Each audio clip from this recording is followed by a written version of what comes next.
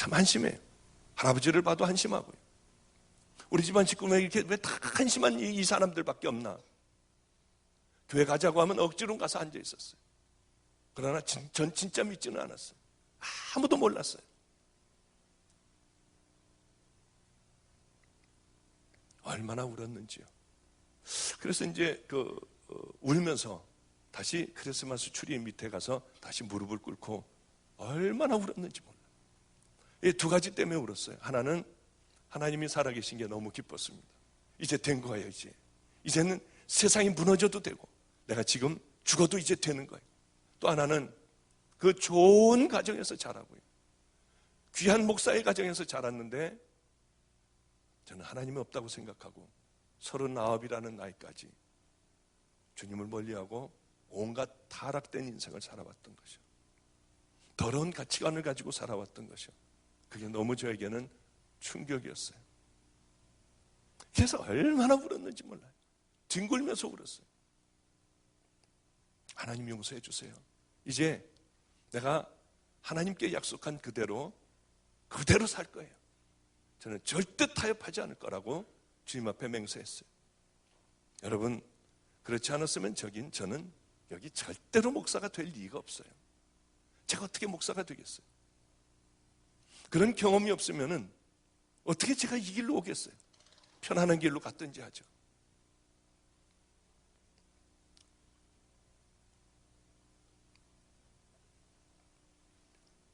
그래, 주님을 만나자마자 제일 먼저 생각나는 사람들이 있었습니다.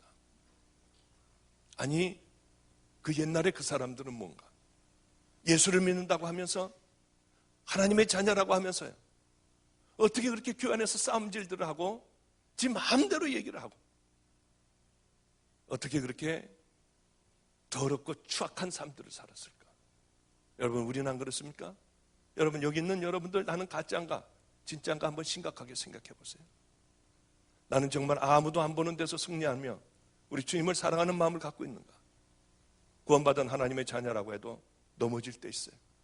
실족할 때 분명히 있습니다. 왜 없겠어요? 그러나 천성을 바라보며 유혹의 길로 들어가기도 해요. 그러나 거기에 빠져 있지는 않아요. 다시 얼른 돌아와 잘못된 것을 알고 다시 천국을 바라보고 가는 거예요. 넘어질 수 있습니다.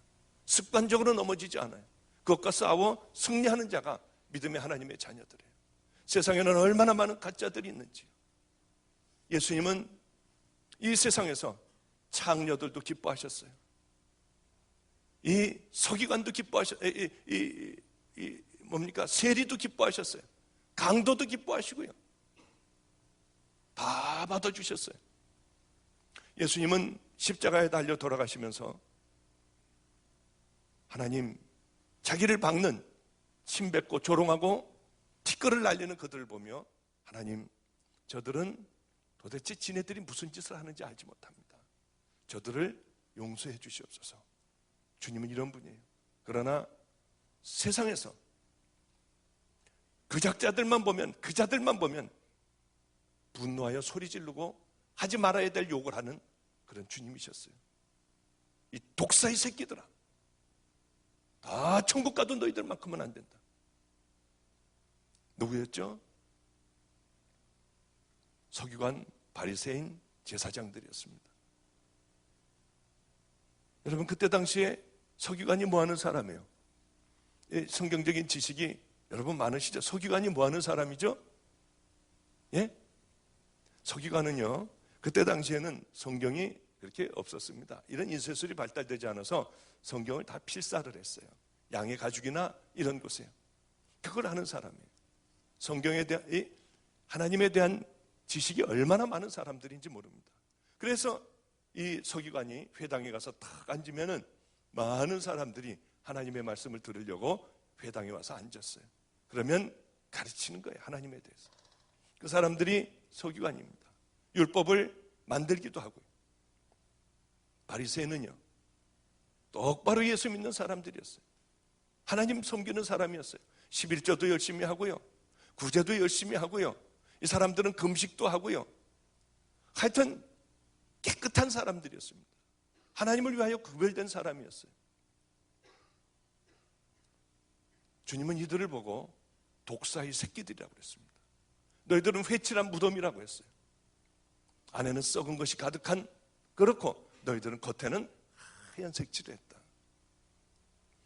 하나님께서 제일 싫어하시는 사람들, 이 세상에서 여러분 죄인이면 괜찮아요. 장녀면 장녀인 채로 나와도 돼요. 강도면 강도인 채로요. 온갖 범죄하는 사람들 다 하나님 예수 그리스도의 보혈로 십자가로 다 용서받아요. 그러나 주님께서 독사의 새끼들아, 너희들은 저들을 본받지 말아라. 저들은 다 지옥 갈 자들이야. 왜 그랬겠습니까? 그들은 이중적이었어요. 가면들을 쓰고 있었어요. 혼자 있을 때는 온갖 더러움에 다 빠져 있어요. 그리고는 사람들 앞에서는 그런 척 하는 거예요. 거짓된 거예요. 이중적인 거예요. 여러분들, 죄인이면 죄인으로 나오시면 돼요. 가면을 절대 쓰면 안 돼요. 이번 집회를 통해서 여러분들의 가면이 뜯겨지기를 바랍니다. 거짓된 걸 벗어버리는 거예요. 정말 주님 앞에 우리는 바로 서는 거예요. 십자가 앞에 바로 서는 거예요.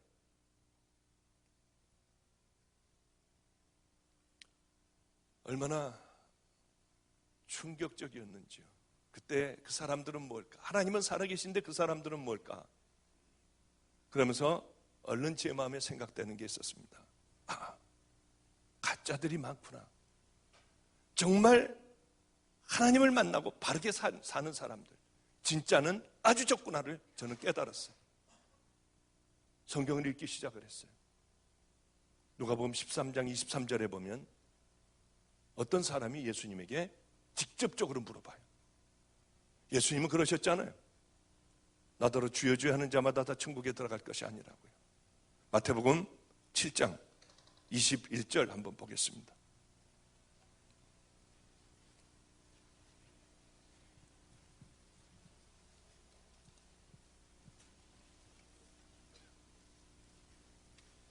처음에 성경을 읽는 것보다 말씀을 전하면서 이 성경이 필요한 때 읽는 것이 더 우리들에게 은혜스러울 것 같아서 지금 봉독하겠습니다. 마태복음 7장 21절부터 23절까지 보겠습니다. 나더러 주여 주여 하는 자마다 천국에 다 들어갈 것이 아니요 다만 하늘에 계신 내 아버지의 뜻대로 행하는 자라야 들어가리라. 그날에 많은 사람이 나더러 이르되 주여 주여 우리가 주의 이름으로 선지자 노릇하며 주의 이름으로 귀신을 쫓아내며 주의 이름으로 많은 권능을 행치 아니하였나이까 하리니 그때 내가 저에게 밝히 말하되 내가 너희를 도무지 알지 못하니 불법을 행하는 자들아 내가서 떠나가라 하리라.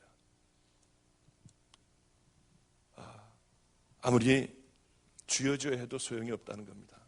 누가복음 13장 23절에 보면 어떤 사람이 주님은 이렇게 단호하게 말씀하기 때문에 물어봅니다. 주님, 구원받을 자의 수가, 숫자까지 얘기해요. 구원받을 자의 수가 적습니까? 주님이 자꾸 이렇게 말씀하시니까요. 너희들 눈이 범죄하면 뽑아버리고 손이 범죄하면 도끼로 찍어버리고 발이 범죄하면 찍어 잘라내버리고 불구자로 천국 들어가라. 주여 주여 한다고 되지 않는다. 그러니 구원받을 숫자가 적습니까? 하고 물어보니까 주님께서는 이렇게 대답하십니다. 좁은 문으로 들어가라. 들어가기를 구하여도 들어가는 자가 적으리라고 그러셨어요. 이 산상설교에서 보면 예수님을 따르는 수많은 무리들과 예수님의 제자를 놓고 예수님은 말씀하세요. 이 좁은 문과 넓은 문이 있다고 하세요. 좁은 문은 영원한 생명으로 인도하는 문인데 그 길은 좁아서 사람들이 들어가질 않는데요. 넓은 문이 있는데 거기는 길이 넓고 곧아서 사람들이 많이 들어간다고 그래요. 누구에게 했다고요? 예수님을 따르는 무리들에게 했습니다. 그 길은 멸망의 길이라고 그랬어요. 여러분, 주님은 거짓말하지 않아요. 과장하지 않아요. 있는 그대로 예수님은 말씀하십니다. 여러분, 좁은 길로 들어가고 있습니까? 주님을 만나 여러분들은 정말 좁은 길로 가고 있습니까? 주님을 위하여 많은 고난을 받나요? 핍박을 받나요? 아니면은 교인답지 못하게 살고 손가락질 받는 그런 믿음으로 살아가나요? 그러나 실망하고 좌절할 필요가 없어요. 행위로 우리는 절대 구원받지 못합니다. 십자가를 만나면 그렇게 살 수밖에 없어요. 복음을 만나면 그렇게 살아갈 수밖에 없어요. 그렇지 않다고 하면 우리는 어쩌면 십자가를 만나지 못한 자고 복음이라고 하는 것이 뭔지 모르는 자들이에요. 이번 집회를 통하여 여러분 다시 복음이 무엇인가, 십자가가 무엇인가, 과연 천국 가는 자들은 어떤 삶을 살아가야 하는가, 하나님의 자녀이고 천국 시민들은 이 땅에서 뭐라고 살아가야 하는가, 이번 집회를 통하여 여러분 꼭 결단하시기를 바랍니다. 그래, 가짜가 많구나 하는 생각을 했어요. 주님, 그리고 주님을 만나니까 이제 그동안은 돈이 최고라고 생각하고요, 명예가 최고라고 생각하고 인생을 살아가는 동안 즐겨야 한다고 생각을 했습니다. 가치관이 다 바뀌더군요. 돈을 다 줬어요. 그리고 바로는 아니지만은 용산역 앞에 쪽방에 들어갔습니다. 그럼 발도 피지도 못해요. 다. 이 발도 피지도 못하는데 오므리고 자야 되는데 800이라고 하고 자다가 거기는 방이 조그맣니다.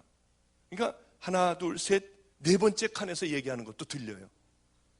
그러니까 이 새벽 한두 시에 팔이 얼마나 무거운지 이 팔이 저렸어요. 일어나면 이게 망근이라는 게 맞더라고요. 그게 저려가지고 한참을 있다 풀리면은 눈을 뜨면은 우는 거예요. 내가 왜 이렇게 더러운 죄인이었을까? 죄가 하나하나 생각이 다 나는 거예요. 그럼 울면서 기도해요. 하나님 용서해 주세요. 하나님 그 죄도 있네요. 이것도 용서해 주시고 저것도 용서해 주세요. 그리고 너무 좋아서 울고요. 그럼 소리가 나니까 옆방에 저쪽에 들릴 것 같아서 옷을 벗어서요, 입에다가 맞고 그렇게 울다가 보면 코니 치민이 이게 전부 여기에 그렇게 축축하게 젖어 있는 그날들을 늘 그렇게 살았어요. 주님을 만나니까 뭘 좀 드려야겠더라고요. 제일 귀한 걸 드리고 싶더라고요. 그래서 재산도 이제 그렇게 해가지고 다 드리기로 하고요. 너 이제 하나님, 나는 이 의사였는데 이제서부터 시작인데 나 이거 다 버릴게요. 이제 이런 거 안 할게요. 제가 청진기 절대로 안 되고 주사기 안 되고 칼 안 될 거예요. 그리고 하나님이 날 왜 불렀는지 모르지만 실컷 써먹다가 할 일 없으면 저를 버리세요. 그러면 저는 이 청진기에 나중에 수술 도구니 다 집어넣고 세상에서 제일 비참한 것, 하나님께서 세상에서 제일 험하다고 생각하는 그곳으로 저를 보내주세요. 평생 한국에 오지 않고 거기서 살다가 주님 부르시면은 저는 거기로 갈게요. 지금도 역시 동일해요. 지금도 늘 자다가 그때예요. 바로 하나님께서 나를 놔주시는 그날, 그 험한 곳에 가서 어쩌면은 먹지 못해서 배가 뚱뚱하게 부르고요, 눈은 크게 떠 있고요, 이 갈비뼈는 잔뜩 들어가 있고요, 무섭고 두려움에 지쳐서 숨을 헐떡이는 그 아이들을 영양제를 주고 붙들어 끌어안고 그냥 불쌍해서 한참을 그냥 울고요. 그러면 거기서 평생을 보내면 얼마나 좋을까? 자다 말고 막 일어나서 좋아서요, 주님, 주님, 주님, 주님. 지금도 그 마음은 조금도 변함없어요. 이제 우리 아이들 누가 마저 키워주고 저를 하나님께서 놔주신다면 저는 그날을 참으로 사모하고 살아가는 그런 사람이에요.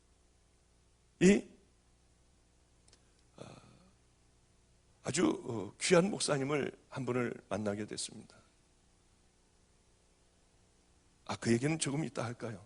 하나님 앞에 또 드릴 게 뭐가 있을까? 내게 제일 귀한 게 뭘까? 생각을 했어요. 제일 귀한 게, 그 모든 것보다 더 귀한 게 하나가 딱 있었습니다. 그건 제 생명보다 더 귀한 거였어요. 하나밖에 없는 우리 아들이었어요. 그 아들을 낳았을 때 저는 다 들어가 볼 수가 있었어요. 얼마나 귀했는지요. 그 아이를 보면서 제가 약속을 했어요. 나는, 너 참 반갑다. 내가 네 아빠야. 나는 너를 위하여 아무도 낳지 않을게. 너를 위하여 지금서부터 아무도 사랑하지 않을게. 내가 갖고 있는 건 다 네 거다. 그리고 저는 그 약속을 정말로 지켰어요. 그 아이만 보면은 제 자랑이었고 그 아이만 보면은 제 기쁨이었어요. 하나님, 가만히 보니까 이 아이가 제게는 제일 귀해요. 다른 것보다도 다 내놓을 수 있지만 이 아이만큼은 아닌 것 같아요. 그런데 이 아이를 절대로 하나님 위에 두는 법은 없을 겁니다. 그렇게 하나님 앞에 약속을 했어요. 제가 기도를 했어요. 이제 더 이상 드릴 것도 없고요. 아무도 만나지 않고 저는 살아가기로 했어요. 친구도 만나지 않고요. 그렇게 그런 어느 날 하나님께서 충격적인 말씀을 하셨습니다. 너 이제 집을 떠나라. 얼마나 충격이었는지. 이 아이는 엄마를 잃었고요. 이제는 아빠를 잃을 차례더라고요. 그래, 그 다음날로 바로 짐을 쌌습니다. 바로 다음날로 짐을 싸서 그 녀석 방으로 들어갔어요. 그래, 방으로 들어갔더니 아빠 어디 여행 가세요?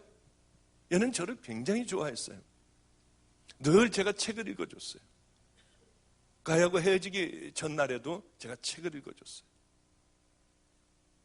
그런데 하나님께서 너는 떠나라고 하는 거예요. 그 가방을 들고 다 싸가지고 갔더니 아빠 여행 가세요? 저에게 물었어요. 걔 아니야. 걔도 참 내성적인 아이입니다. 어디 가느냐요? 내가 하나님을 만났어. 하나님을 만나서 이제 좋은 목사가 되고 좋은 아빠가 돼가지고 돌아올 거야. 언제냐요? 일주일도 넘네요. 그래서 일주일도 넘을 거야. 그럼 한 달도 넘네요. 한 달도 넘을 거라고 그랬어요. 걔가 초등학교 4학년 때였습니다. 그래, 그러면 아빠 1년도 넘네요. 그러면서 걔가 눈이 크거든요. 그렇게 눈물이 뚝뚝뚝뚝 흘리더라고요. 아마 그럴 수도 있을 거야. 했더니 못 간대요. 소리를 지르더라고요. 아이고, 그러고 우는데 한참 괴로웠어요. 너무 괴로웠어요. 사도신경을 외우면서 집을 애가 악을 쓰는 우는 소리를 뒤로 하고 나왔어요. 얼마나 힘들었는지요. 그래서 이제 차를 타고 도저히 이제 앞을 볼 수도 없고 너무 힘이 들어가지고 차를 한쪽 구덩이에 세워놓고 얼마나 울었는지요. 배 있는 데가 다 젖었어요. 그래 이제 하나님 나는 어디로 가는지도 몰라요. 이 아들을 나는 떠나지만은 제가 있는 것보다 제가 키우는 것보다 이 아이를 하나님 더 잘 키워주세요 하고 저는 떠났어요. 그러고서 이제 그 아이하고 헤어지게 됐습니다. 저는 안성이라고 하는 곳에 그저 척박한 곳에 범죄가 얼마나 많이 일어나는 그 골목길에 돈이 없었기 때문에 남의 집 밑에 층에 조그만 개척교회를 하나를 했습니다. 그 녀석은 이제 키가 1m 85가 되고 건장한 청년이 됐어요. 술을 먹으면 저한테 전화를 해요. 아빠 보고 싶어 미치겠어요. 그럼 알아. 그럼 예수 믿으라는 소리 하지 말아요. 예수 믿으라는 소리 하지 말래요. 왜냐하면 그 하나님을 자기가 어떻게 용서하냐요. 자기 용서할 수 없대요. 그 하나님을. 그러니까 절대 예수 믿으라는 소리만큼은 하지 말라고 그래요. 얼마나 괴롭겠어요 제가. 그래 이제 그러면은 와라. 근데 저는 난로도 못 대고요. 이 애가 오면은 따뜻한 겨울에 보리차 한 컵, 따뜻한 보리차 한 컵, 그거 줄 것도 없었어요. 아무것도 없는 거지였으니까요. 그럼 이 녀석이 문을 열고 이제 밤늦게 제 친구 차를 타고 이제 들어와요. 술이 이만큼 취해가지고 그냥 꼭 아무 말도 하지 말래요. 꼭 안으면은 이 키가 저보다 훌쩍 큰 녀석이 그렇게 부르르 떨면서 울어요. 그러다가 한참 있다가 됐어요 하고 나가버리면은 얼마나 속이 상한지요. 그럼 이 녀석이 절로 내려가면 얼른 이쪽에 가서 문을 열고 조금 열고 그 녀석을 봐요. 저쪽으로 돌아가는 거 보면 저쪽으로 달려가서 또 문을 열고 보고요. 그러면 가가지고 이제 차를 타고 이렇게 뒷모습을 가는 모습을 보면 얼마나 힘든지요. 그런데 이 아이하고 완전히 헤어지는 그런 날이 왔습니다. 저는 거기서 버려진 애들하고 함께 살았어요. 교도소에서 나온 아이들, 버려진 아이들, 거지 이런 아이들하고 함께 살았어요. 노숙자들하고도 거기 가서도 살고요. 우리 교회에 오면은 여기 그 의자 하나에 하나씩을 이제 방으로다가 이렇게 이건 니네 집이다. 그러고 이제 거기다 이제 하나씩들 다 이렇게 살고 있었어요. 근데 우리 아이가 아니 저 같은 게 무슨 애비라고 지 친구가 생겼다는 거예요. 지 친구가 생겼으니 아빠 가가지고 아빠 인사를 할게요. 그리고 그럼 와라. 우린 그때 하루 반인가 아마 하루인가 그렇게 굶고 있었을 때였어요. 그 아이가 자기 여자친구하고 케이크를 사왔습니다. 케이크를 사왔는데 우리 애들에게 부탁을 했어요. 니네들 땅바닥에다 침 뱉든지 뭐 욕하든지 그런 거 하지 말아라. 야, 내 아들이 온댄다. 여자친구하고 오니까 너희들 그렇게 막 이렇게 무례하게 굴지 말고 좋은 얘기하고 딱 30분만 참아줘라. 내 체면을 좀 차려달라. 그래 이제 애들하고 그 약속을 철석같이 하고요. 제 아들이 여자친구를 데리고 왔어요. 부끄럽지도 않은지 거지같이 살고 있는 저를 찾아왔더라고요. 케이크를 이렇게 자기들이 사온 케이크를 자르는데 손이 하얗고 그렇게 이뻤어요. 아주 인상에 그렇게 깊이 남는 이쁘게 생긴 아이였습니다. 케이크를 자르더니 한쪽을 주면서 아버님 잡수시라고 하는데 얼마나 눈물이 나는지요. 저는 아무도 알아주는 사람도 없고 거기서 그냥 버려진 애들하고 살면서 매도 맞고요. 때리면 매도 맞고 참 힘들게 그렇게 살아가고 있었어요. 근데 아버님 잡수시라고 하는데요. 아이고 눈물이 날라고 하는데 이게 뭘 말도 못하겠고 그래 겨우 받아가지고 그냥 그렇게 먹었습니다. 니네들도 한 쪽씩 먹어라 하고 지네들도 한 쪽씩 먹고 그 다음에 이 케이크를 우리 애들에게 갖다 줬어요. 우리가 아마 하루인가 하루 반인가 그렇게 굶고 있었을 때였습니다. 얘네들이 배가 고프니까 그걸 막 먹기 시작했어요. 그냥 하나가 넣으니까 뺏길까봐 지네들도 막 손으로 막 먹고 하면서 이거 얼굴에 묻고 하니까 낄낄거리고 그러면서 약속했던 게 다 없어져 버리고요. 이게 지네들로 다시 돌아가가지고 뭐 난리 법석들이 난 거예요. 그 저는 화가 나니까 이쪽으로 막 발로 치기도 하고 막 이쪽으로다가는 막 눈도 끔쩍거리기도 하고 이쪽에서는 아이 그랬어 하고 이 양쪽으로 왔다 갔다 하는데 우리 한 아이가 그걸 보면서요 이런 얘기를 하는 거예요.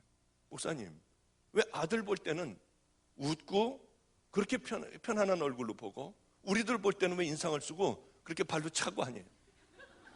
근데 그때 어떤 생각이 들었냐 하면은 왜 그때 그 생각이 들었는지 몰라요.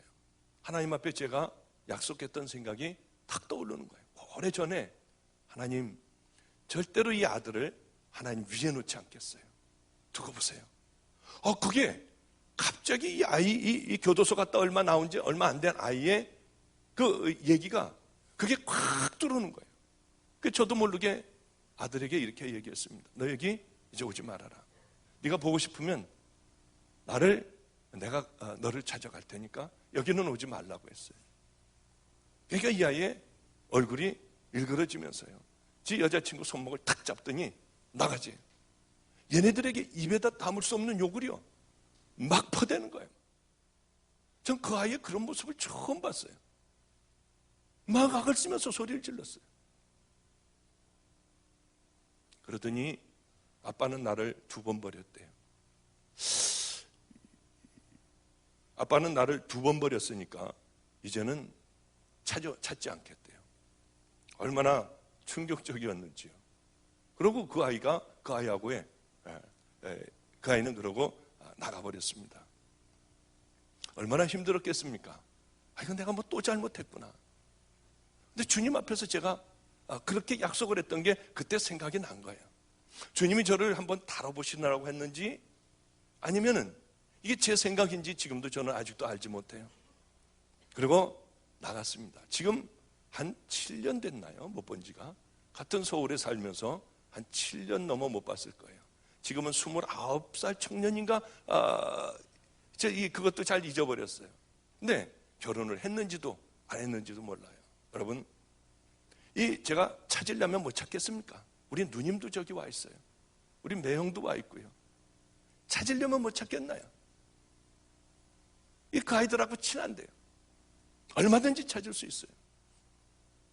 네, 찾지 않고 이 차를 타고 가다가 보면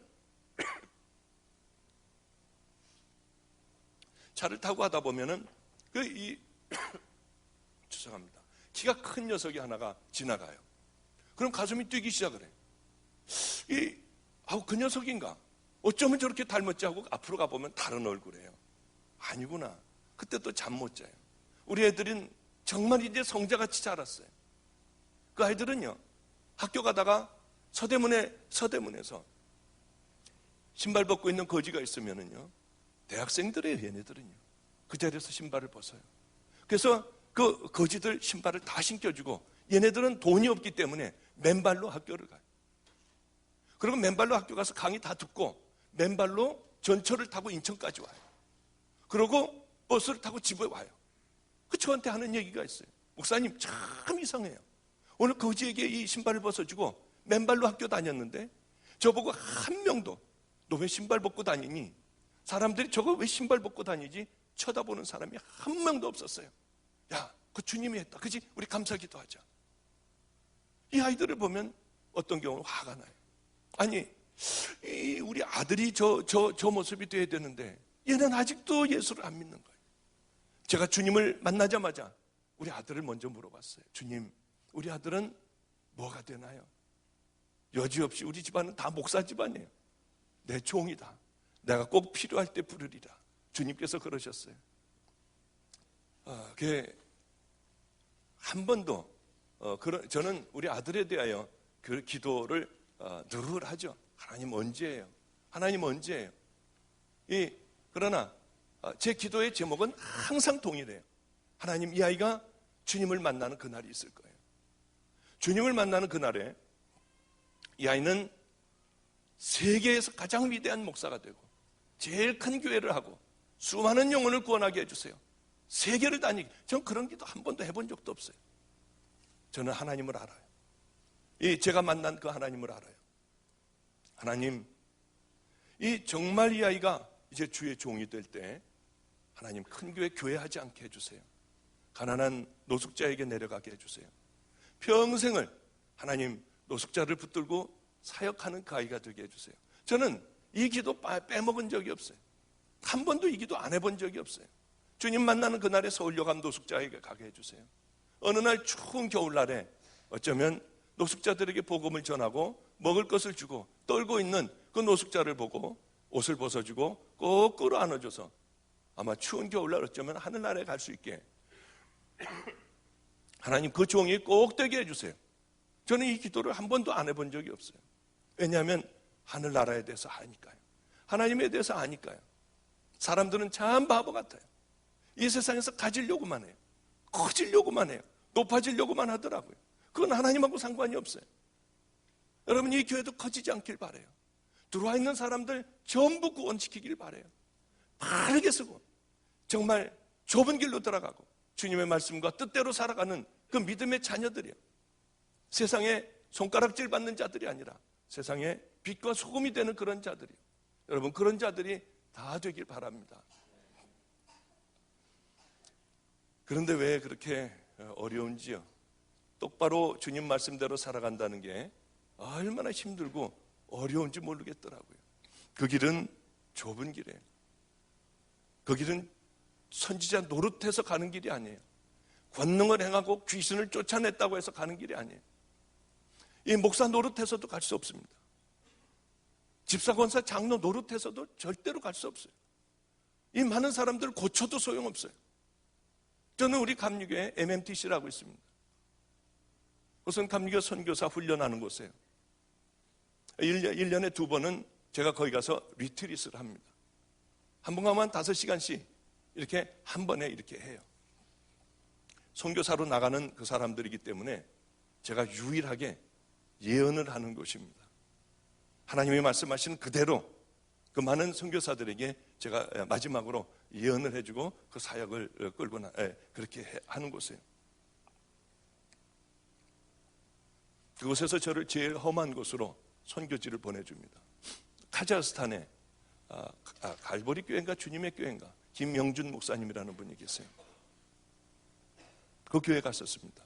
소문이 잘못 나가지고 온갖 병자들이 300kg, 400kg 되는 데서 몰려들었어요. 그랬는데 그곳에서 회개의 역사가 일어나기 시작을 했습니다.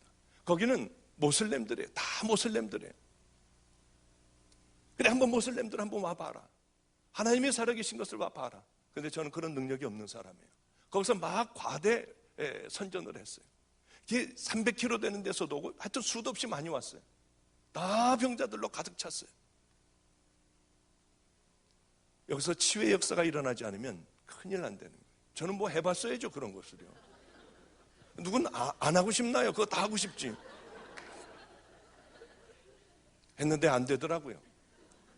김영준 목사님이 저에게 그랬어요. 이러면 안 된대요. 누구는 안 하고 싶나요? 얼마나 망신을 당했는지 몰라요. 첫날이요. 그게 이렇게 하시면 곤란하대요. 나는 고친다고 얘기도 안 했고 아무 얘기도 안 했는데 하여튼 얼굴이 빨개지고요. 저는 가슴이 좀 마음이 작은 사람이라서 뒤척뒤척거렸어요. 주님 어떻게 해요? 성령님 어떻게 해요? 저는 다시는 이제 사람들 손 대고 기도 안 하겠어요. 다 기도해 줬는데 이 김영준 목사님이 주책같이, 이게 주책이 아니라 그 목사님이 여기서 지금 치유받은 사람 손 들라고 하는데 그 많은 사람 중에 한 명도 안 드는 거예요. 그래서 저는 들어왔어요. 성령님, 이제 내일은 성령님하고 얘기하고 듣는 법을 분명하게 듣는 법이요. 그 말씀을 좀 전하려고 그래요. 그런데 성령님, 모슬렘 지역에 와서 사람들이 다 예수를 믿겠다고 왔는데 제가 기도를 했는데 한 명도 낫질 않았어요. 이제 서울에 가서 다시는 내가 그 사람들 머리에 손을 얹고는 기도 안 하겠어요. 왜? 능력 없는 목사가 이 모슬렘 지역에서도 안 됐는데 카자흐스탄 지역에서도 안 됐는데 서울 간다고 되겠습니까? 저는 이제 안 하겠어요. 그리고 이제 두 번째 봤더니 3분의 1이 빠져나갔어요. 그래서 이제 말씀을 다 전하고 심한 부담감에 시달리면서 다 각자 아픈 곳에 손대라. 나 이제 손 대고 기도 안 하겠다. 각자 아픈 곳에 손을 대고 한번 기도해보자. 그리고 주여를 불렀어요. 주님, 이 사람들을 좀 낫게 해주세요. 그리고 기도를 하는데 성령님이 말씀을 하시는 거예요. 아니다. 다시 손을 대고 기도해라. 이건 그럼 끝난 겁니다. 내려갔어요. 수업 다 시키고 자, 이제 성령님이 함께 해주시니까 여러분들 나와서 기도를 받으라고. 근데 맨 앞에 한 300km 되는 데서 이틀인가 걸려서 온 귀머거리 아이가 있었어요. 그 아이를 소리 지르고 기도해줘도 이건 안 되는 거예요. 나면서부터 귀머거리예요. 그래서 이제 두 번째 날에 가서 자신 있게 성령님이 해준다고 했으니까요. 통성기도 시키고 기도받을 사람 나오라고 그랬더니 첫날에는 막 뛰어나오고 난리법석이 나는 사람이 천천히들 걸어 나와요. 이 아이가 먼저 나왔어요. 맨 앞에 앉아있다가 있는 힘을 다해서 소리 지르고 목이 다 쉬도록 기도를 했습니다. 들리니? 안 들린대요. 두 번째 또 악을 쓰고 기도했어요. 더 힘을 줘가면서 기도했어요. 들리니? 안 들린대요. 갈보리 교회군요. 갈보리 교회 김영준 목사님 그 교회입니다. 세 번째로 다 있는 힘을 다해서 기도를 했는데 이제 이 사람들 기도해 줄 힘도 없고 진이 다 빠졌어요. 들리니? 안 들린다는 거예요. 그래서 또 틀렸구나. 내가 또 잘못 들었구나 하고 이제 저는 올라오려고 하는데 손가락을 귀에 넣어라. 그래, 손가락을 귀에 넣었는데 이게 안 될까봐 있는 힘을 다해서 넣으니까 얘가 아프다고 막 소리 질러도 저는 하여튼 안 될까봐 막 소리 질렀어요. 이게 여러분들은 웃지만 저에겐 엄청 이게 스트레스였습니다. 그리고 평소에 이 귀머거리를 한번 기도해서 좀 이게 들렸다고 하면은 자신있게 가가지고 할 텐데 그런 적도 없고 저는 남 귀머거리 귀 들리게 한 적도 없고 그래 소리를 지르고 기도하다 애가 하도 죽는다고 소리를 질러서 봤더니 너무 꼭 그냥 있는 힘을 다해서 이거를 집어넣고 있었어요. 이걸 뺐습니다. 놀라운 일이 생겼어요. 이 아이가 좋아해야 할 텐데 벙어리는 그대로 벙어리더라고요. 그런데 악을 쓰고 뒹구는 거예요. 이거 너무 깊이 집어넣나? 뒹구는데요. 겁에 질려 있는 거예요. 얘가요. 귀를 막고 겁에 질려 있더라고요. 이 소리가 막 악쓰는 소리가 막 회개가 그때서부터 일어나기 시작을 하는데 애가 난생 처음 이 소리를 들어보니 미치려고 그러는 거예요. 눈빛이 이상해지는 거예요. 그래서 애를 얼른 끌고 나가라고 그랬어요. 그 아이가 듣기 시작을 했어요. 20몇 살 된 청년이 뛰어나왔어요. 똑같이 동일하게 했는데 그 청년도 이 러시아 말로 뭐라고 막 소리 질렀어요. 그때서부터 공기가 이상해지기 시작을 하고요. 그것은 다른 것 아니었어요. 제가 주님에게 여쭤봤습니다. 주님, 어찌 이런 일이 일어날 수 있어요? 회개다. 주님은 회개라고 하셨어요. 회개 없이는 여러분 천국 갈 수도 없고, 회개 없이는 여러분 아무것도 이루어지지 않아요. 장님이 하나가, 수도 없는 많은 사람들 가운데 장님이 이렇게 하고 나왔어요. 누구 손에 의지하여.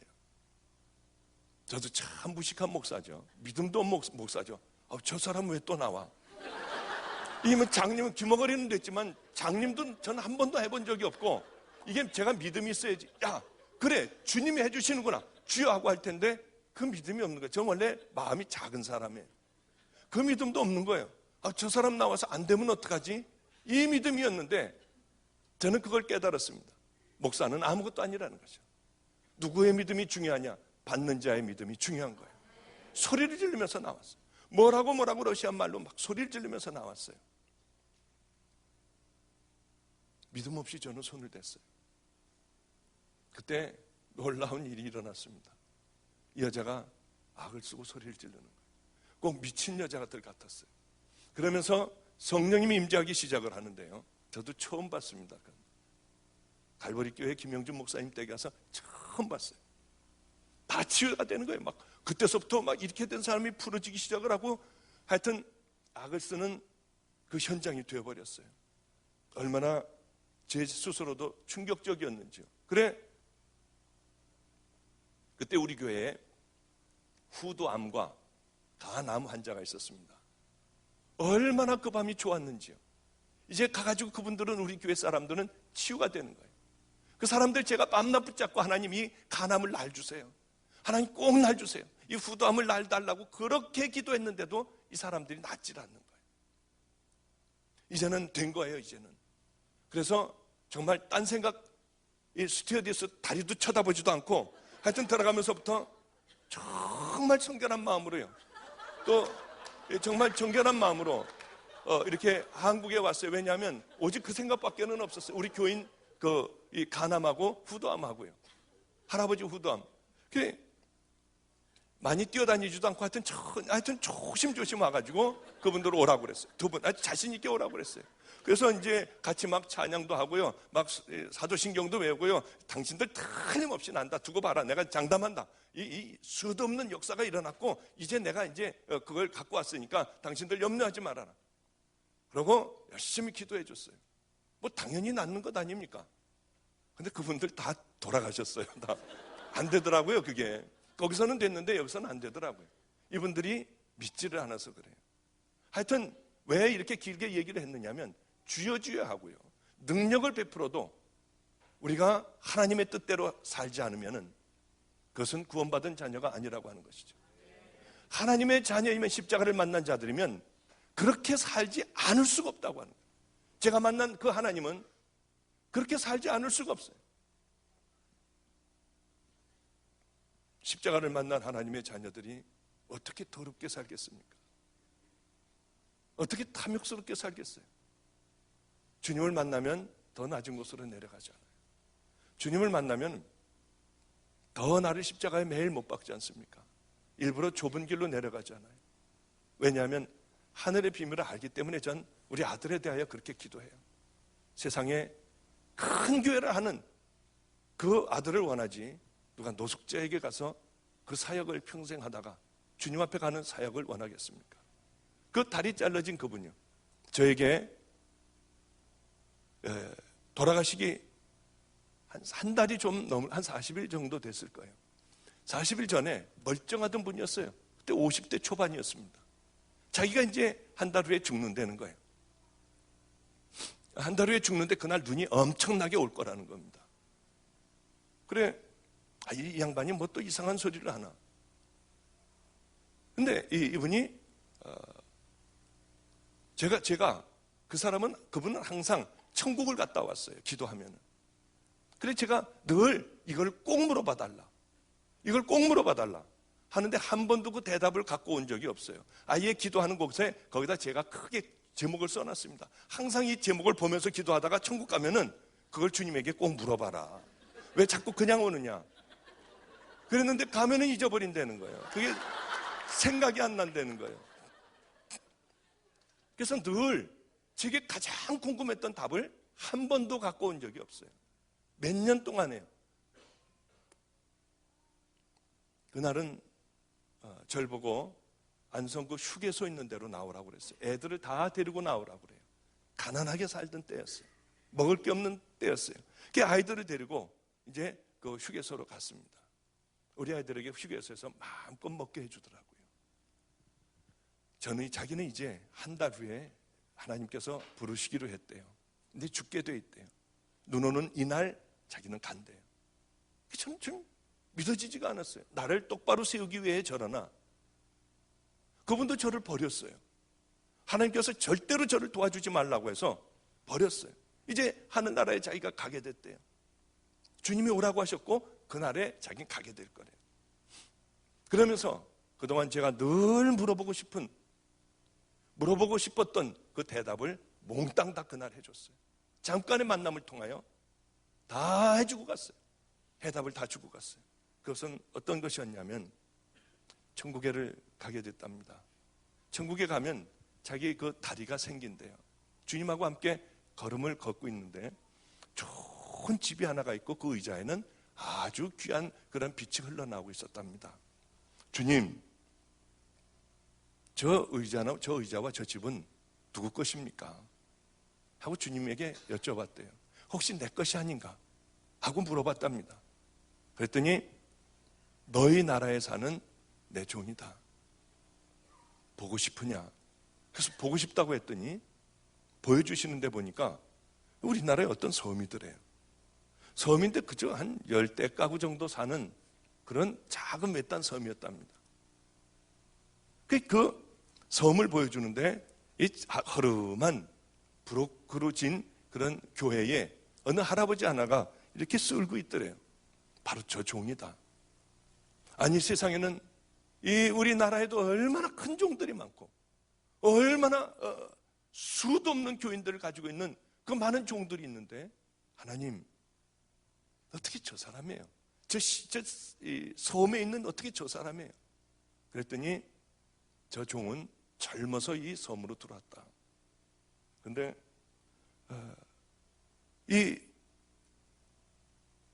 10대 명 되는 양을 데리고 목회를 하다가 내가 여기서 이렇게 목회를 해서는 안 되지. 나도 나가서 목회다운 목회를 해야지. 그 짐을 싸가지고 가려고 하다가 보면 이 양들은 그럼 누가 돌보지? 여긴 아무도 올 수 없은, 아무도 안 올 텐데 양을 사랑하는 마음으로 다시 풀고 그 양들에게 자기 생명을 줬대요. 이제 나이가 또 한 40 정도 돼가지고 내가 여기서 이러고 끝낼 수는 없지. 또 쌌다가 그럼 이 양들은 누가 돌보지?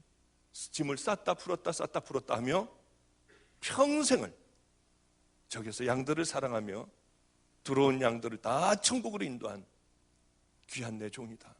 그러더라는 거예요. 그러면서 저한테 이제 돌아가시기 한 달 전에 우리 누님하고도 아주 친해요.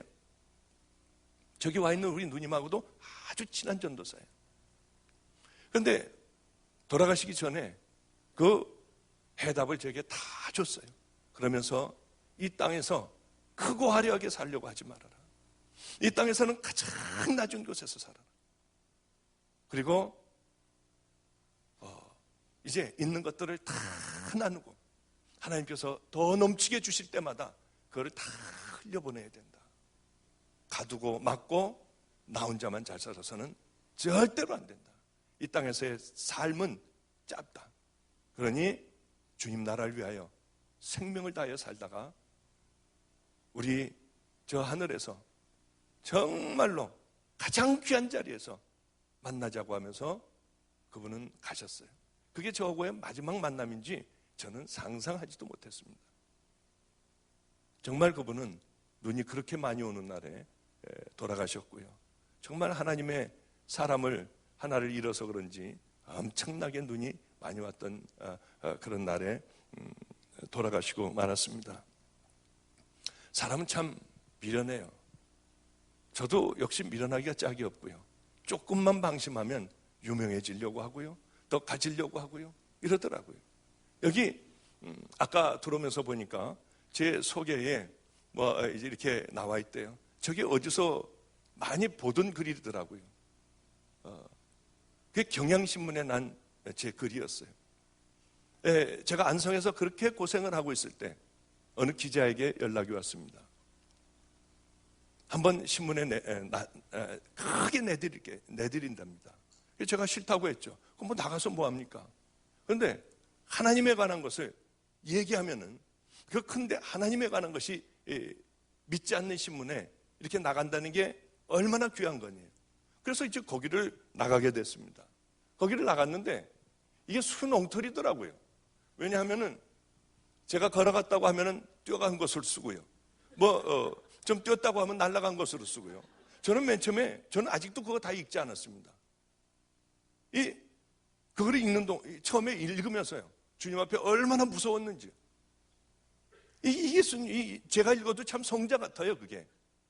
그래서 그 다음서부터는 절대로 나간 적이 없어요. MBC니 책을 내면은 어마어마한 뭐가 들어오고요. 또 CTS, 기독교 방송, 어디서부터. 하여튼 별군 데서 다 오지만은 그 이후로다가는 한 번도 나간 적이 없어요. 왜냐하면 유명해지면은 정말 죽겠더라고요. 유명해지면은 저는 참 안타깝게 생각하는 게, 요즘 TV에서 왜 그렇게들 큰 귀한 목사님들이 입에 거론이 되고요, 그렇게 부끄러운지요. 세계에서 제일 큰 교회인 목사님도 나오고요, 제가 제일 존경했던 어떤 시읒교회 목사님도 나오고요, 다 나오더라고요. 얼마나 그걸 보면서 안타까웠는지요. 저렇게 귀한 분이 은퇴들을 하고 나면 가지고 있는 재산들을 이 가장 험한 곳에서, 아니면은 서울여감 노숙자들을 앞에 가서 그들에게 따뜻하게 밥을 주고 노숙자들 하나하나 끌어안아주며 그렇게 하나님 앞에 기도를 해주는 거룩한 모습들을 보여줬으면 얼마나 좋을까. 왜 이렇게 이 시대에는 본받을 자들이 없고, 조금만 여유로우면 100몇십 평짜리 집에서 살고요, 10억이나 되는 놀라운 월급들을 받고요, 은퇴해서 왜 이렇게 스포츠카를 타고 다니는지. 젊은 목사가 스포츠카 타면은 그래도 볼만한데, 은퇴해가지고 70 넘어서 무슨 스포츠카를 타고 다니는지. 하여튼 다 이유야 있겠지만은 우리들에게 정말 본받을 그런 귀한 분들이 이 세상에는 없을까? 여러분, 우리가 해야 돼요.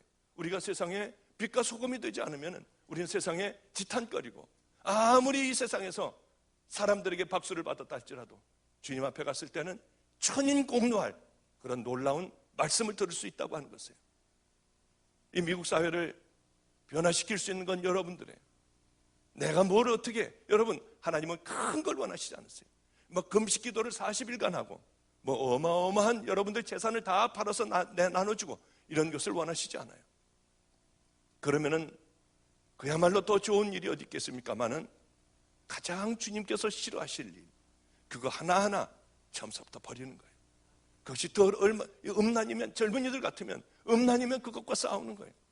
10번 범죄하다가 한 번 참으면은 너희는만 9번씩이나 범죄해. 주님은 그러시지 않으세요. 한 번 참은 그것을 보고 우리 주님은 얼마나 기뻐하시는지요. 그리고 그 다음 또 하나 참고요, 그 다음 것과 싸우고 하며 하나하나 하나님의 자녀로 거듭나고 변화되는 겁니다. 제가 이 말씀만 드리고 이제 끝내도록 하죠. 귀한 분을 한 분을 알고 있어요. 그분을 꼭 만나고 싶었어요. 드디어 이상하게 그분이 먼저 저에게 전화 왔습니다. 중국의 섬서성에 있는 한중이라는 곳에 있는 명로봉 목사님이에요. 그분은 이 나환자촌으로 들어갔습니다. 그런데 거기에 고위 관리들이 그러더라는 거예요. 예수가 무슨 예수냐, 너희들 와가지고 하는 거 봐라.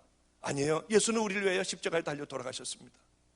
그래서 사람들이 믿지를 않더래요. 그래서 이분은 안전가옥을 떠나 중국에서 제일 큰 나환자촌입니다. 거길 들어가셨어요. 그래서 그 나환자촌에 같이 들어가서 사시는 분이에요. 들어갔는데 밥을 먹고 있더래요. 봤더니 다 떨어져 나가고 질질질 다 흐르는 사람들이 태반이 되는 거예요. 제일 중국에서 크니 어마어마하지 않습니까? 수용소였답니다. 그래 밥을 먹고 있더래요. 다들 질질 흐르고요. 팔다리도 없어가지고 어떤 사람은 배로 기고 와가지고 그것을 돼지처럼 그냥 먹더라는 거예요. 나 여기 와서 살게 해달라.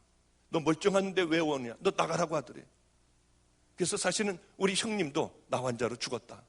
나 여기서 좀 살게 해달라. 밥을 먹으라고 하면서 이 겨드랑이에 숟가락을 쓱 비벼주는데 보니까 고름이 반이 들어가 있더래요. 먹으라고 그러더래요. 그걸 다 먹었대요. 다 먹었대요. 이 나 환자들이 와서 다들 와서 보면서 뭔 이상한 사람 보듯이 하더래요.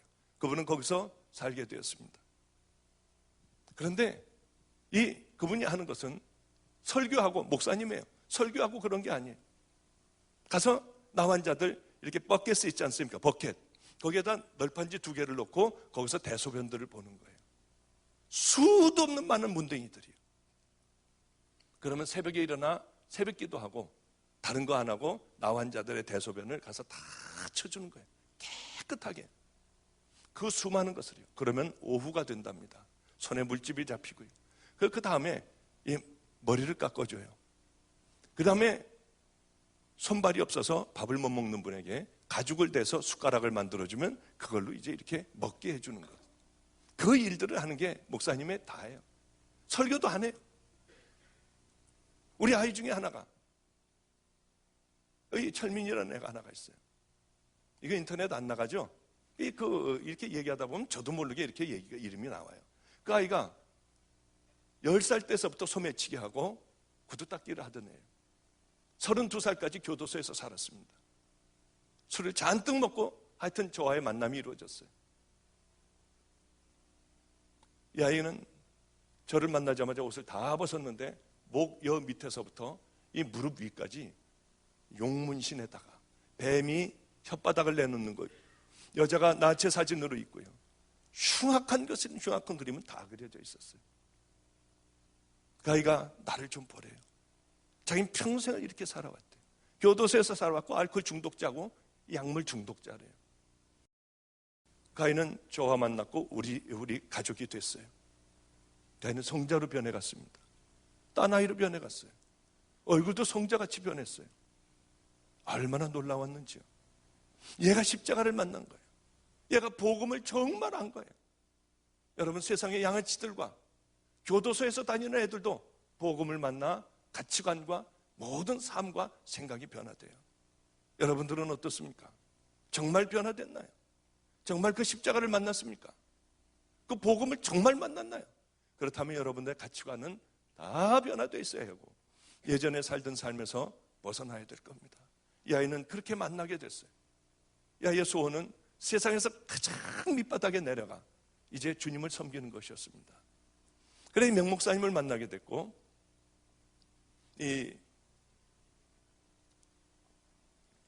그곳으로 선교사 훈련을 다 받고 감리교 선교사 훈련을 받고 그곳에 가게 됐어요. 아무도 거기 들어온 사람이 없대요. 유명한 어떤 그분도 거기 못 들어와 봤대요. 처음이라고 그러더래요. 근데 이 아이도 들어가자마자 그 질질 흐르는 나 환자들을 다 끌어안고요. 악수하고 이 목사님이 하던 그 일들을 하기 시작을 했어요. 이 아이가 얘기하는데 충격이었습니다. 어느 날 급하게 산으로 오라고 해서 명 목사님하고 둘이 우리 철민이하고 산으로 올라갔더니 거적대기를 이렇게 하는데 밑바닥에 널빤지가 있는데 나 문둥병 환자가 죽어가고 있더래요. 근데 이 목사님이 처음으로 복음을 전하는 거예요. 예수를 아느냐? 당신 이제 죽으면 천국 가는데 천국 가는 방법이 있다. 예수를 믿어야 되고 예수님은 하나님의 아들로 십자가에 달려 돌아가시고 그분의 공로로 당신은 천국 간다. 얼마나 힘든 인생을 당신은 문둥병자로 나 환자로 살아왔냐. 그러면 문둥병 환자가 울면서 안다고 한대요. 숨은 깔딱깔딱 하면서요. 예수가 누구냐? 다시 물어본대요. 이제 설명을 했으니까요. 그러면은 너라고 그런대요. 예수가 너다. 나는 워스 명무스. 나는 명목사지 예수가 아니라고. 그러고서는 그때서부터 그걸 끌어안고요. 질질질질 흐르는 고름이 흐르는 그 사람을 끌어안고 볼을 비비며 기도를 한대요. 그리고 이제 일어나면, 그러니까 이 녀석은 그냥, 그 녀석은 벌써 36이 됐습니다. 그렇게 자기도 울었대요. 얘는 해줄 것도 없고 중국말도 못하고 하니까 끌어안고 자기는 그냥 울기만 하는 거예요. 고위 갈래들이 그런답니다. 너희들의 하나님과 저 밖의 세상에서의 하나님과는 어떤 차이가 있냐? 너희들이 진짜고 밖에 있는 자들이 가짜냐? 어떤 차이가 있느냐고 설명을 하라고 한대요. 이 목사님은 거기서 입을 다물 수밖에 없대요. 저도 목사님이 아까 저하고 얘기하며 나는 목사도 아니라고 하셨잖아요. 저는 그분 앞에 가면은 정말 왜 이렇게 초라한 목사인지요, 왜 이렇게 버려야 될 것이 많은 목사인지요, 얼마나 부끄러운지요. 저는 그분 앞에 가면 목사도 아니에요. 세상에는 참 귀한 길을 가는 사람들이 많습니다. 얼마나 많은지요. 세상에는 참 미련한 목사도 많고요, 세상에는 참 귀한 목사들도 많고 미련한 성도들도 많고요, 귀한 성도들도 많더라고요. 이번 집회를 통해서 여러분 좁은 길로 가길 바랍니다. 큰 것을 원하시지 않아요. 작은 것으로 여러분들 버릴 것을 버리고 주님을 또 사랑하는 마음 갖고요, 꼭 승리하는 여러분들 되시기 바랍니다.